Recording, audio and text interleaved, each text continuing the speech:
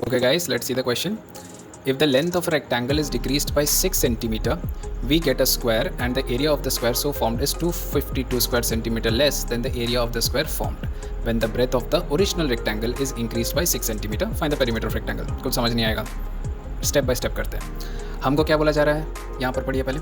If the length of a rectangle is decreased bye 6 centimetre, अगर ये मेरा length है, ये मेरा ब्रेथ है, मैंने क्या किया, मैंने एरिया ऑफ रेक्टेंगल को मैंने जो साइड जो है लेंथ का उसको मैंने 6 से कमाया.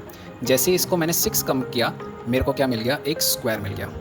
सो दिस इज़ द स्क्वायर. यहाँ पर क्या बोला जा रहा है, we get a square and the area of square so formed. इसका जो एरिया है, एरिया क्या होगा, l-6 इंटू बी.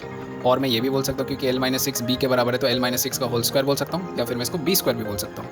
तो यहाँ पर क्या बोला गया है, area of the square so formed is 252 square centimetre less than the area of the square formed when breadth of the original rectangle is increased by 6 centimetre.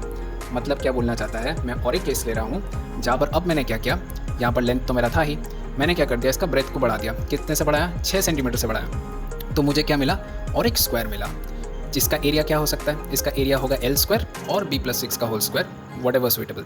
तो उसको हम अब क्या करेंगे, अकॉर्डिंग टू द क्वेश्चन हम क्या करेंगे, area को इक्वेट करेंगे क्योंकि क्वेश्चन हमें वही बोल रहा है.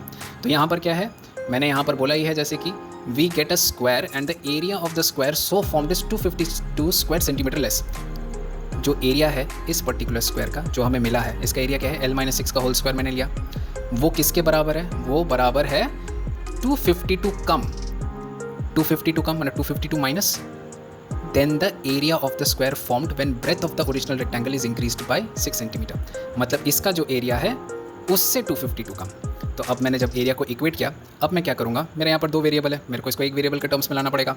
मेरे को यहाँ पर पता ही है कि जो मेरा b+6 है और l ऑब्वियसली बराबर है, तो यहाँ से मैं क्या करूँगा, सबको b के टर्म्स में लेकर आता हूँ. आप इसको l के टर्म्स में लाकर भी सॉल्व कर सकते हो, या तो b निकालो पहले या तो l निकालो पहले.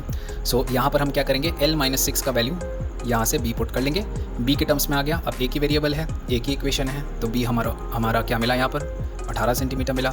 उसी को क्या करेंगे, इस इक्वेशन में पुट कर देंगे तो l हमारा मिल गया 24 सेंटीमीटर. सो जो हमारा पेरीमीटर होगा, जो कि हमसे पूछा गया है, find the perimeter of rectangle, हम यहाँ पर डालेंगे पेरीमीटर, तो हमें 84 सेंटीमीटर मिल जाएगा. Thank you.